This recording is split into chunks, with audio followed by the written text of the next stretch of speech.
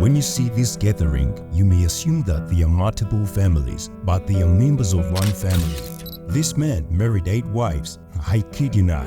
He has not only 1, not 2, not 5, and not 6, but 8 wives. Tuana family yote ni yangu.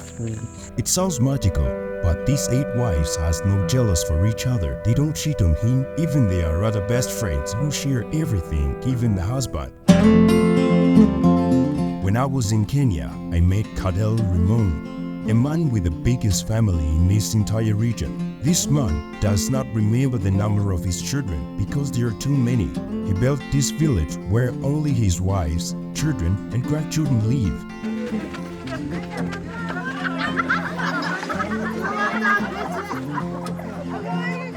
This is the biggest family in Kenya, where this man has more than 50 children and 8 wives.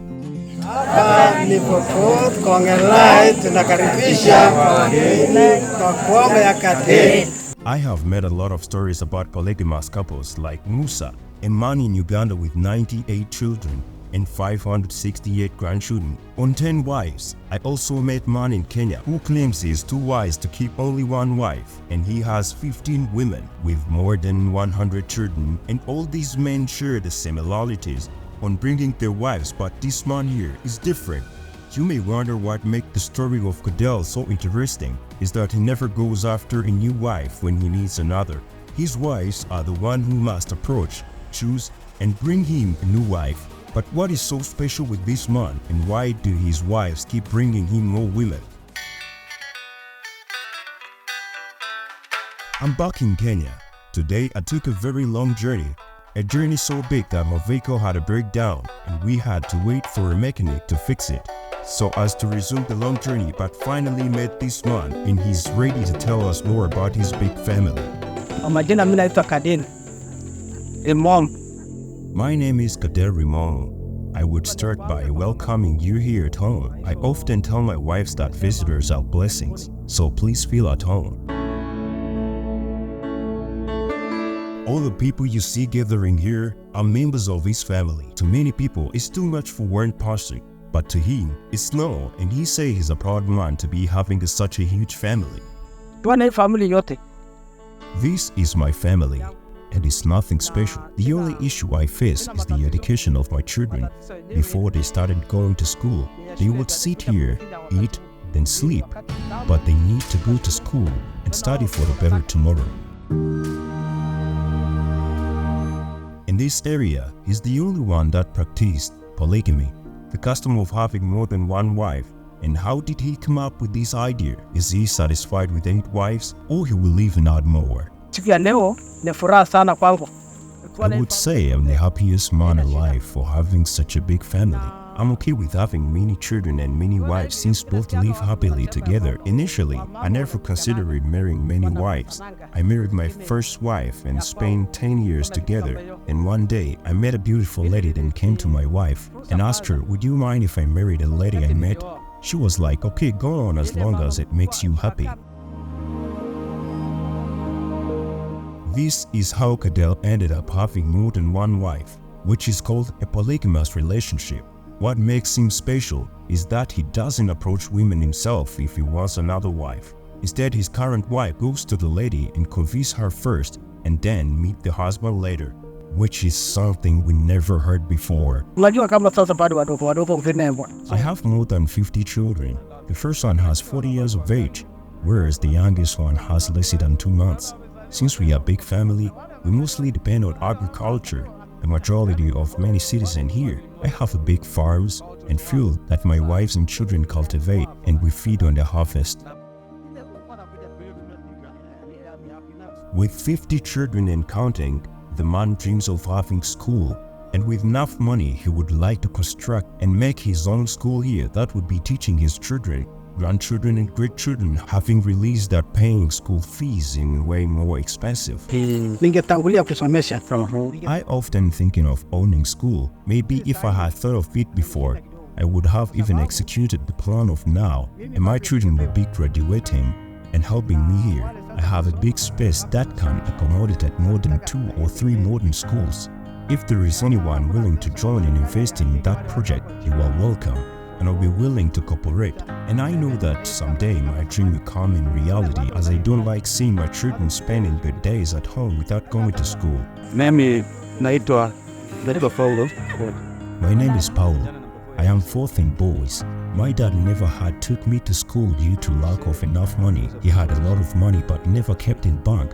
One day, thieves came home and robbed him all the money he had saved for years. They even took some castle, almost stole whatever they made. And the customary more women also took more money because of paying dowry, as it is a traditional and takes a lot of cows in the process. Paulo went to school but later dropped out when he was in grade 8. From there, he joined construction and acquired some skills which he depends on for living. He is also happy that growing up in a large family taught him how to live in society.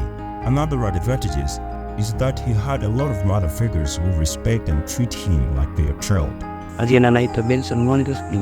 My name is Benson, and here is our home. My mother is elder wife, and I am 8th child in family. I'm okay with my father's choice. The problem is that more children he got, the more he felt paying school fees for us. For instance, I dropped out of school in 2017. Benson is yet to get married, but says when he does, he would prefer not to follow his dad's footsteps due to his personal reason. He had big dreams and aspired to be a doctor, but his dream will cut short. He still believes that his time will come, and we wish him all the best. Maybe the custom of marrying many wives has nothing to do with poverty and possession. Maybe like our friend with 15 women say that he was too wise to marry one wife. There might be something wisdom, because you can't explain why Papa Africa from Uganda has 10 wives and this one here has 8 yet. The rate of divorce has skyrocketed in recent years. But how do these keep marrying more and more women, yet living peaceful together despite poverty and other life hardship? We also take time talking to some of these man's wives. My name is Rebecca. I'm second wife, and I produced 8 children in total. Honestly, the way I came here is unique, as I never considered it that I did be here before. But after a warm welcome by the first wife, I felt happier, then shared the husband with the first wife for 12 years, and that's when the husband decided to marry the third one.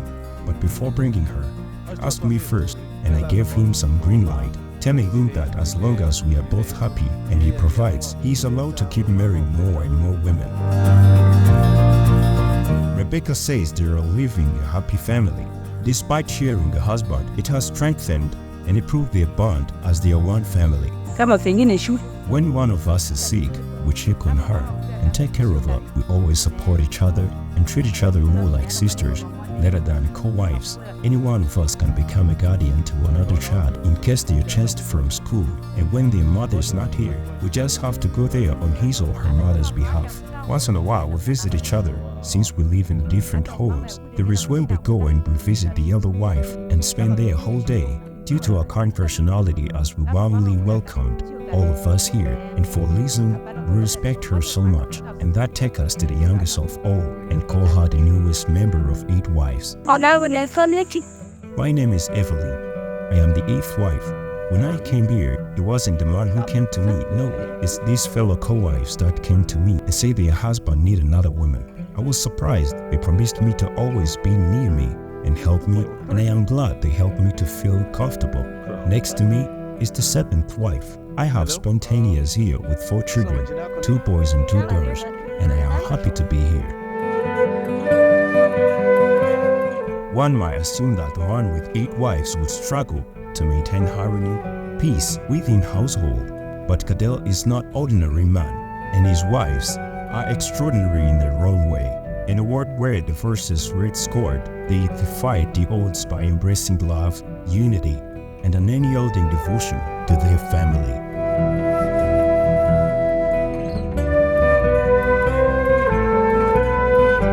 I am Shelo, and this is Afrimax English. Remember to subscribe.